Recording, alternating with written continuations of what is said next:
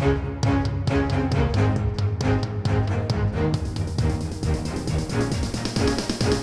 is the Washington Times front page for Tuesday, September 6th, 2022. Thanks for joining us. I'm George Gerbo. New British Prime Minister Liz Truss vows to act swiftly on pressing issues, including a sagging economy and skyrocketing energy prices. Mike Glenn reports Truss won the Conservative vote over her main rival, former Treasury Chief Rishi Sunak, with a tough-sounding plan of action meant to echo a Conservative predecessor, Margaret Thatcher. Queen Elizabeth II will invite Truss to form a government in her name, a ceremonial event known as Kissing Hands, at Balmoral, her castle in Scotland. It'll be the first time in the Queen's 70-year reign that she won't install a Prime Minister at Buckingham Palace in London. The change was made because of concerns about the health and mobility of the 96-year-old monarch. Truss replaces the embattled Boris Johnson, who announced he was stepping down on July 7th. A federal judge in Florida has granted the request by Donald Trump for a special master to review the documents seized from his Mar-a-Lago estate by the Justice Department. Ramsey Touchberry reports U.S. District Judge Eileen Cannon gave the green light for an independent third party to determine what is privileged material or might be personal items irrelevant to the criminal investigation into the potential mishandling of classified information. The Justice Department previously argued that Trump lacked the right for a third party to review its work because the materials taken were properties of the government.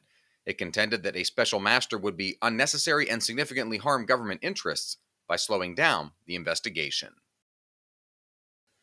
Nuclear power is gaining acceptance among Democrats and activists as a clean alternative to fossil fuels amid soaring energy costs and a sluggish transition to renewables. Ramsey Touchberry reports proponents argue that the carbon-free energy source is clean and affordable, can be generated all day long, and is already prevalent.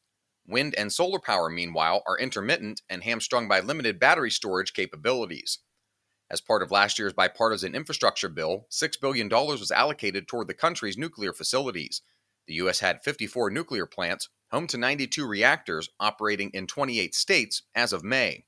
The average age of nuclear plants is 40 years, according to the U.S. Energy Information Administration. Since 1990, nuclear power has accounted for about 20% of the nation's annual electricity production and makes up roughly half of all carbon-free electricity. You can read all of these stories at WashingtonTimes.com/front page. You can also find our entire lineup of news, commentary, and sports podcasts at WashingtonTimes.com/podcasts. As voters prepare for November's midterm elections, it's not clear whether pollsters have solved any of their issues from the past few cycles, Stephen Dinan reports. The fundamental trick to polling is finding a sample that matches the overall population well enough to get valid results.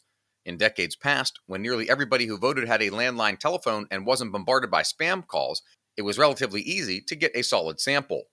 Polling organization Gallup says in 1997 it got responses from 28% of those that it dialed. By 2017, that number had dropped to just 7%.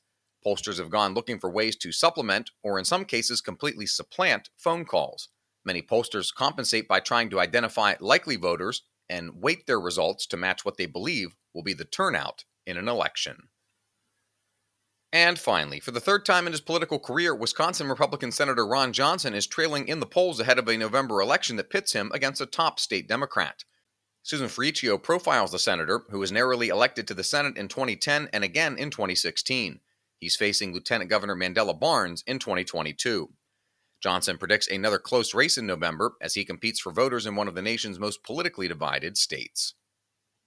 Find all of today's front page stories at WashingtonTimes.com/front page or on the Washington Times app, and find us wherever you get your podcasts. Just search Washington Times in any major podcast app.